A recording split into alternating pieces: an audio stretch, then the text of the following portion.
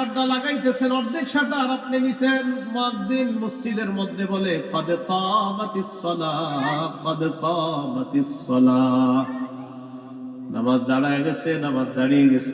এই টাইমে কাস্টমার এসে কয় 10,000 টাকার সদায় লাগবে। টেনশনে পড়ে গেলেন, নামাজ 10,000, নামাজ 10,000, নামাজ 10,000, পুরাই টেনশনে আছে। আল্লাহ তাআলা বলেন সম্পদ যেন তোমাদেরকে আল্লাহর থেকে দূরে সরায় না দেয়। নামাজ দাঁড়িয়ে গেছে, আপনি শাটারও লাগাইতেছেন নামাজে যাওয়ার জন্য। আল্লাহ তাআলা বলেন এই শোনো, সম্পদ যেন আল্লাহর থেকে দূরে সরায় না দেয়। কাস্টমার কয় 10,000, মুয়াজ্জিন কয় কদ কামাতিস সালাহ। টেনশনে পড়ে গেছে, কি করব?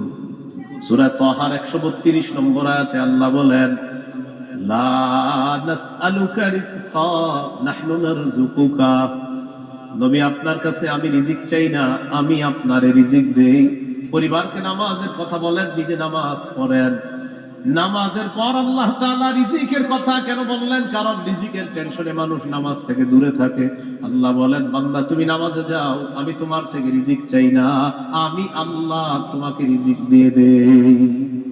আল্লাহ তাআলা বলেন ইন কানা আবাউকুম, যদি তোমাদের মা বাবা, ওয়া আবনাউকুম, যদি তোমাদের সন্তান, ওয়া ইখওয়ানুকুম, যদি তোমাদের ভাই বোন, ওয়া আজওয়াজুকুম, যদি তোমাদের বিবি, ওয়া আশিরাতুকুম, যদি তোমাদের পরিবার আত্মীয় স্বজন, ওয়া আমওয়ালুন ইখতারাফতুমুহা, যদি তোমাদের উপার্জিত সম্পদ,